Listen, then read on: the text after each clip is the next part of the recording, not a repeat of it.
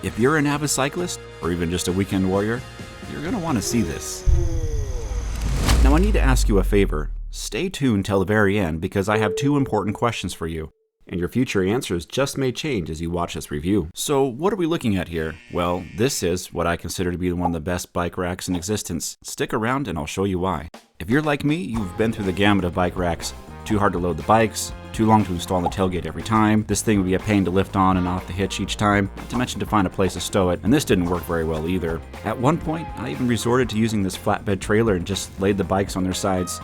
It didn't turn out too well. I needed something that I could take long distances and that wouldn't interfere with our travel trailer, yet versatile enough to haul within our adventure trailer. Will this next one fit the bill? Well, let's take a closer look. So what we have here is the Pipeline truck bed bike rack, and this is the full-size truck model, but as you can see, it's clearly not in the bed of my truck, and that's because there's a trick up its sleeve. Instead, we have it mounted in our cargo trailer by way of these optional surface mount conversion kit brackets. Just mark out where you want them installed, drill, thread in some hardware from Ace, and we're done. Oh, I did have to get some of these quick release pins. These were fitting too tightly, so I had to drill these holes out just a tad. Much better. Assembly, you say? Oh, well, how hard can that be? If you're considering buying one of these, you're going to want to see this because I'm going to offer some retrospective that'll save you some time and hassle. This came in a box, a very large and heavy box, and within the box there is more boxes. And within those boxes there are a million pipes and fasteners. Now wait just a moment before you freak out. The instructions do work, but take it slow or you'll end up attaching and unattaching and reconfiguring, and not that that's actually happened to me twice. Other than that, it's a breeze. It only took about 2.5 hours to assemble. Well, okay, a little longer than I expected. You know, assembling this really reminds me of one of my favorite childhood toys. Have you all seen these before? Construct! We'll do a YouTube short on these soon.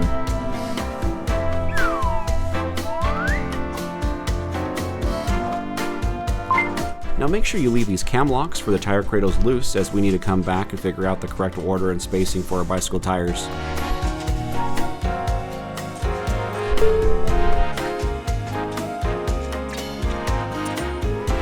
So there are some challenges, like this step here. I would recommend applying some kind of oil or something similar to make this a bit slicker for the rods. The first one went in alright, but the second one, well, it was a bit of a hassle and we had to wrestle it in. I ended up rotating the rod while working it through the rest of the cradles. And to finish it off, I decided to use one of these carpet scraps on the floor to prevent the rack from rubbing into these luxury vinyl planks. Yes, I did that too in a previous video. Well, don't get too excited just yet. Allocate some time to get this step done right before your maiden voyage. There will be a few installs and uninstalls until everything is configured just right, but fear not, because when you're done, you won't have to do this again. It'll be a quick slam dunk to jam in the bikes and go. You know, I was really hoping that we might have space for this fifth bike, but I just can't logically see how one would fit in my case. We'll leave this additional tire cradle assembly installed since it's already here, but I wanted to highlight this dilemma. Let's be creative here. My bicycle has to be loaded backwards, but in order for this to clear the pipes correctly, I have to shift my bike into a higher gear to move the derailleur out of the way. Not a big deal though, when I remember to do this step. Now this brings up why I bought this rack in the first place. I need a solution that won't cause damage to the rotors or forks on our bicycles. As you can see here, in no way will this ever make contact, unlike the other cheaper solutions I've seen around the internets. These thin metal things are called wheelie bars. They're supposed to keep the other half of the bike from sliding, but we'll come back to that here in a bit. Getting back to the primary design of this rack, it's meant to fit right in the front of the bed of your pickup, like so.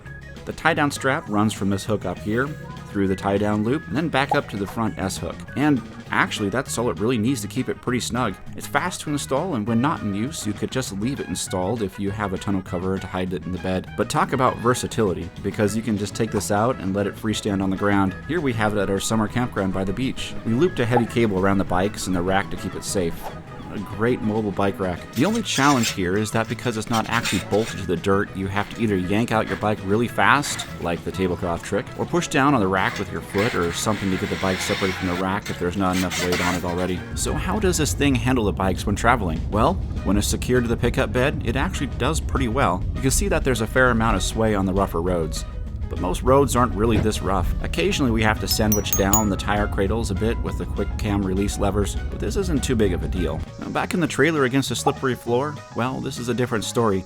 The wheelie bars are supposed to prevent this, but as you can see, my bicycle is a bit larger than most, plus it's loaded backwards. So what I'm trying to say here is that I haven't fully solved this yet, despite my efforts with the cabinet lining stuff. I do have an idea, but we'll have to get back to that in a follow-up video. We'll just watch how quickly and easy it is to load and unload these bikes. Now let's get back to the question I have for you. Our path to here wasn't as straight as it could have been. I sort of went from A to G, and then to C and L, and well, you know how that goes, but they all suffered the same flaw. They took an inordinate amount of time and effort to get everything fully secured. But this, well, this is the quickest solution I've found so far, and that's the key. I need something that's not only versatile, but doesn't require a lot of effort to load or unload. So here's my 2 questions for you. Now that you and I have been together for a while on this video, I guess you could say things are getting pretty serious. And now it's time to bring more honesty into this relationship. Did I miss any other obvious choices when I purchased this bike rack? Number 2, if you still prefer your personal setup, what makes it superior? Now is your chance to open our minds so we can really feel that trust. Now, I'm not having any buyer's remorse by any means, but please vindicate us or tell us where we failed in our bike rack relationship. But I think we can all agree, save our energy for the trail and not the rack. If you're interested in optimizing more of your life, I have another video right here that will boost your ability. Yes, you can do this too. All our videos are for average Joes just like us. No special talent needed. Just watch and enhance your life. As always, thank you for watching, my fellow Squatchologists, and we'll see you next time.